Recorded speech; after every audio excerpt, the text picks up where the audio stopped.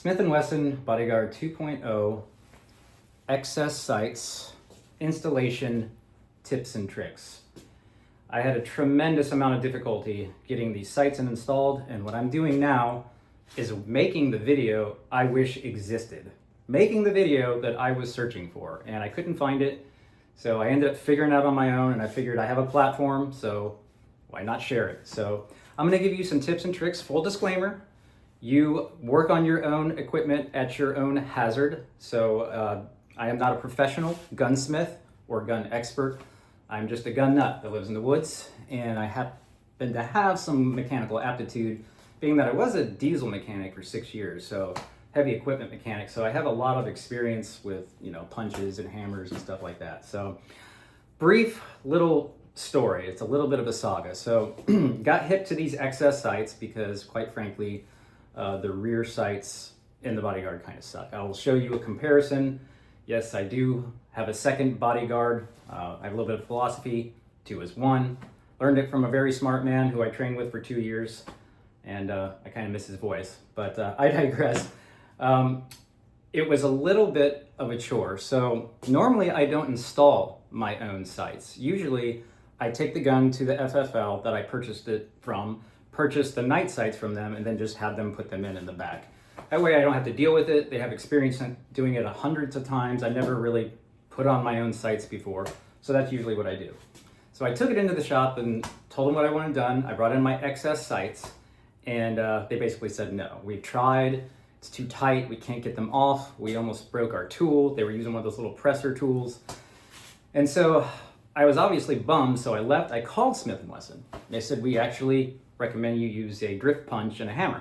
So, okay, I had those, but it turns out my brass punch was too big. So I ordered a set of brass punches. So the brass punches come in, and I immediately commenced to try to knock this thing out. It would not budge. It was such a pain in the butt. It kept on slipping in the vise. It would not move. It started marring up the rear sight. I started getting some mars on the slide itself. I'm like, this is going south quick. So I'm like, screw it, I'm taking it to a gunsmith. Going to town, turns out the gunsmith left town about a month ago. He wasn't getting enough business, so he left. So that sucks because I had a really good gunsmith.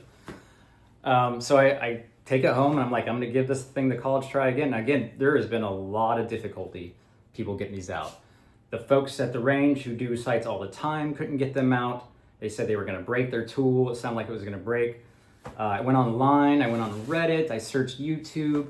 I saw a lot of people were having difficulty getting them out, to the point where some people just were sitting on their sights. Like they're sitting there and didn't get them installed. So a little bit more elbow grease and I finally got it. And I'm gonna give you the little nuances that I used to get the rear sight out, because getting the new excess sight in really isn't so much of an issue. It's getting the old sight out. One thing I will note too is that I did not yet install the front sight, because the front sight that comes on the Bodyguard 2.0 is pretty good already. And I opted for the bright yellow excess front sight, so I have the option to change that out in the future if I want to. But for now, I just kept the little orange one on there because it's got tritium and it's good to go. So what did I do? Well, you're gonna need some basic items, right? You're gonna need a vise that is either rubber lined or some adaptations, which I'm gonna talk about here in a minute. You're gonna need your Bodyguard 2.0. You're gonna need your excess sights. You're going to have your brass drip punches or polymer or other, non-hard steel material, basically.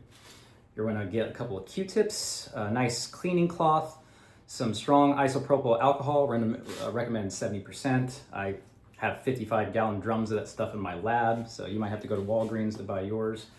And then you're going to need some red Loctite, which is included with the excess sights, which is pretty nifty.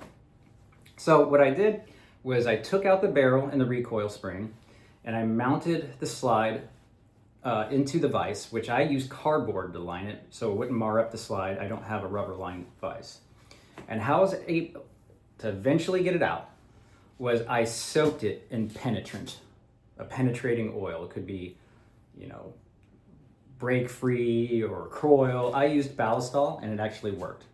I soaked it in the Ballistol for about an hour. And then I took my brass drift punch. Now keep in mind, I had already been wrapping this on the right side earlier, hitting it hard with a punch and a hammer, right? I even had a mini sledge on this thing. And that was part of the problem. I found you don't want to have a big impact. You're actually going to want to tap it out. Now, with the penetrant sitting in there and with the fact I had already been hitting it on the right side of the slide a whole bunch, I decided to switch to the other side, and I took my brass drift punch and I put some electrical tape over it first, and then I actually put a cloth over it. The cloth, I hit it, the brass punch with the cloth, and I was tapping it, tap, tap, tap, tap, tap. Hitting it from the other side with the penetrant, after tapping it from the other side, it broke free and it started coming off. And the trick is to tap. You don't want to pound, you want to tap it free. And eventually just came right out. And after all that, I was like, well, that's a pretty good deal considering I got this out and people much more experienced than me doing this, and a lot of people on the internet have not achieved this yet. So, you know, again, I was a mechanic for a few years, so I was kind of a point of pride and ego that I was going to get this thing out. So, after getting the old one out, of course, you're going to want to clean everything out with your isopropyl alcohol. Get in there with the little grooves with your Q-tip. Make sure you clean out all that old material out. My theory, I'm going to give you my theory of why this is so hard to get out at the very end. So let me just finish the installation. So you clean it all out. Now, on the excess sites, there's a little barcode that you can use to scan with your phone to get the instructions.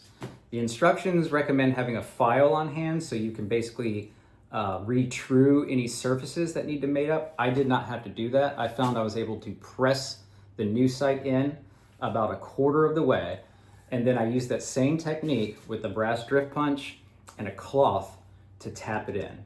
And then it was just a matter of adjusting it. And I had to go back and forth a couple of times before I could just eyeball it to make sure it was even. Once it was even, I took it down to my safe range and tested it out, and it turned out it was dead on right from the get-go.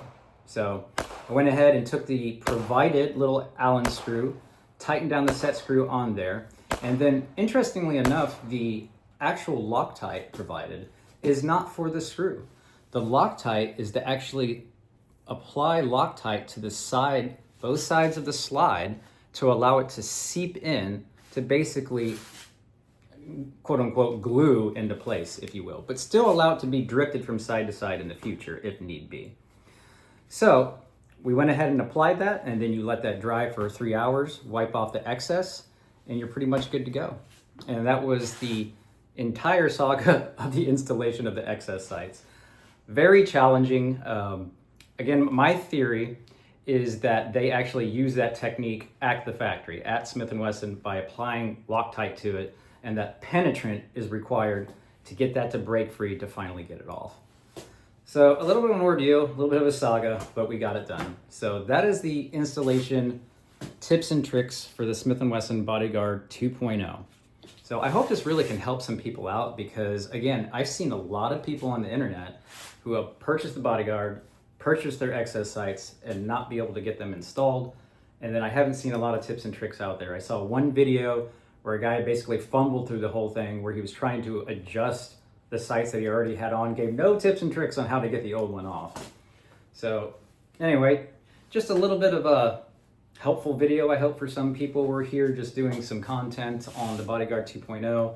I've had to test out this new holster, being that I've had to dress up classy to go down to corporate. And I figured I'd go ahead and throw this together for anybody that might be able to benefit from it. So with that, peace out, y'all.